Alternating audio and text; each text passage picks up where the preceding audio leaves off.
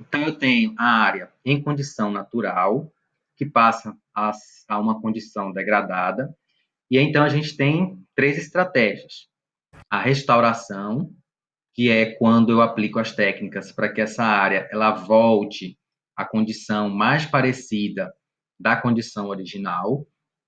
A recuperação, né, quando eu vou recuperar essa área, mas dar uma outra destinação diferente da condição original, ou no processo de reabilitação, que é a descontaminação dessa área, né, para que ela possa ser utilizada de outra forma.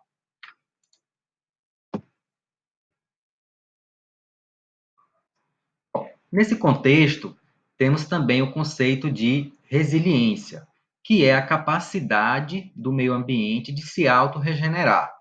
Então, cada ecossistema tem a sua resiliência, tem a sua capacidade de regeneração, que se a degradação for maior do que essa capacidade de resiliência, esse ecossistema ele não conseguirá se restabelecer de forma natural, né? Precisará de uma intervenção antrópica.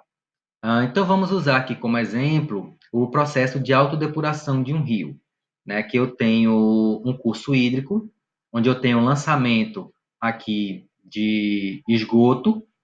Então, antes do lançamento de esgoto, na condição natural aqui desse rio, eu tenho uma alta taxa de oxigênio dissolvido, que é fundamental para a vida aquática, e tem uma baixa concentração de DBO, de demanda biológica de oxigênio, né, que é um valor correspondente à quantidade de matéria orgânica presente aqui no corpo hídrico.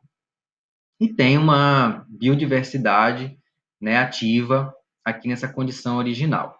Após o lançamento do esgoto, né, dessa carga orgânica, o que é que acontece? Eu tenho um aumento da minha DBO, que é a minha demanda bioquímica de oxigênio, e aí então eu começo a ter o quê? Uma diminuição do oxigênio dissolvido. Por quê?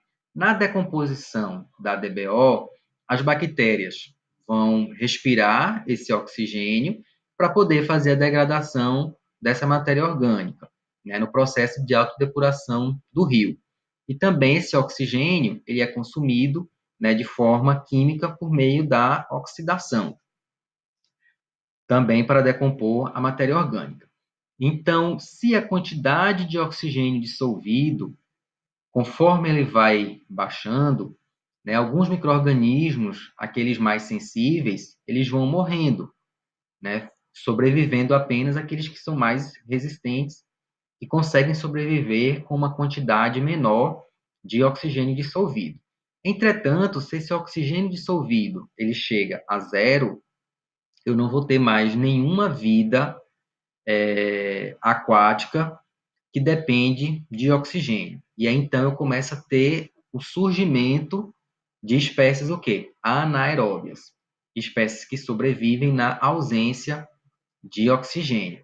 Então, se eu chego a esse ponto zero, e aí eu começo a ter apenas esses micro-organismos anaeróbios, esse rio ele não consegue se autodepurar, né? Eu atingi a capacidade de autodepuração do rio quando eu tenho um lançamento de esgoto doméstico, por exemplo, maior do que a capacidade de autodepuração do rio.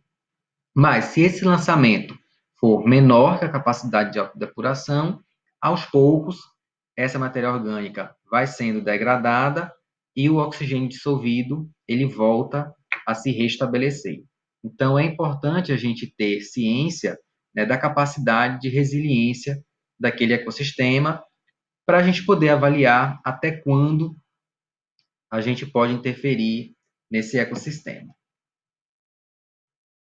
Bom, então, para fazer esse planejamento do uso do solo, a gente precisa verificar várias variáveis para fazer uma avaliação do que a gente pode se instalar naquele ecossistema, né? Então, normalmente, no planejamento de uso do solo, existe uma lei onde os municípios acima de 20 mil habitantes, obrigatoriamente, deve fazer esse estudo, e ele simplesmente vai mapear, né, a área do município ou a área do estado, estabelecendo as zonas de uso mais apropriadas conforme as características daquele solo, né? Então, vai dividir aqui em áreas de proteção ambiental, áreas de interesse social, áreas de uso misto, áreas para expansão urbana, entre outras áreas.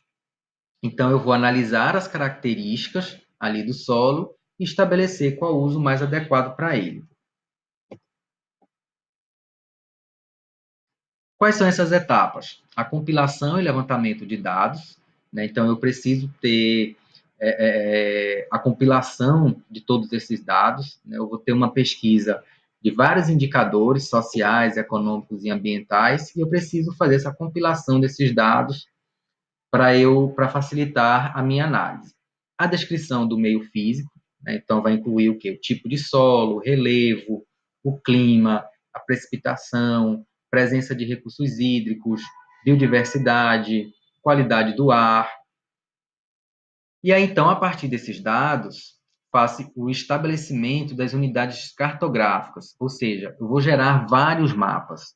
Então, eu vou ter um mapa de vegetação, um mapa de recurso hídrico, um mapa de relevo, e aí depois a gente escolhe um método para se avaliar, né? E é muito utilizado os SIGs, os Sistemas de Informações Geográficas, onde eu tenho uma junção de todas essas informações, né, uma sobreposição desses mapas, dessas informações que estão espacializadas, e daí então eu consigo ter uma análise de qual o melhor uso que se poderá dar para aquela determinada área. E como princípio, né, do uso do solo, a gente usa também o princípio da sustentabilidade, né, onde será verificado os recursos naturais, então eles devem ser protegidos para as gerações atuais e também para as gerações futuras, né? Então, determinada atividade, quando vai se instalar, esse planejamento do uso do solo para que não ocorra degradação ambiental, tem que ser verificado se a extração, o uso desse recurso natural, se ele será assegurado para as gerações atuais, mas também para as futuras gerações. Qual a capacidade do solo de produzir, né? Então, essa capacidade, ela deve ser mantida, recuperada ou restaurada. É aquilo também que a gente já falou nas aulas anteriores. Não é porque eu tenho uma área que já foi explorada, que já está degradada, que eu vou deixá-la lá. O interessante é que a gente possa recuperar ou restaurar essas áreas. E equilibrar o desenvolvimento com a preservação ambiental, né? O princípio ali do desenvolvimento sustentável, da sustentabilidade, onde a gente tem o equilíbrio entre as dimensões ambiental, social e econômica. Então, isso é muito lógico, né? Eu não vejo outra forma de fazer que não essa. O empreendimento ele só tem sustentabilidade quando ele tem viabilidade econômica, quando ele preserva o ambiente e quando ele promove um desenvolvimento social. Bom, então chegamos ao final dessa aula. Teremos uma atividade que poderá ser realizada em grupos de até 5 pessoas. Então, vocês deverão entregar um relatório com registro fotográfico, 3 fotos apenas, contendo os seguintes itens. Primeiro, vocês vão identificar uma área de solo degradado de um local próximo onde vocês moram, certo? Realizar o diagnóstico ambiental dessa área. Então, vocês vão descrever o tipo de solo, o tipo de vegetação, a biodiversidade e o clima do local. E também fazer uma descrição da causa do problema, o que foi que causou a degradação dessa área, certo? Qualquer dúvida, temos um fórum para tirar dúvidas sobre a aula e sobre as atividades, e aí a gente se encontra na aula presencial, onde eu farei o recolhimento das atividades.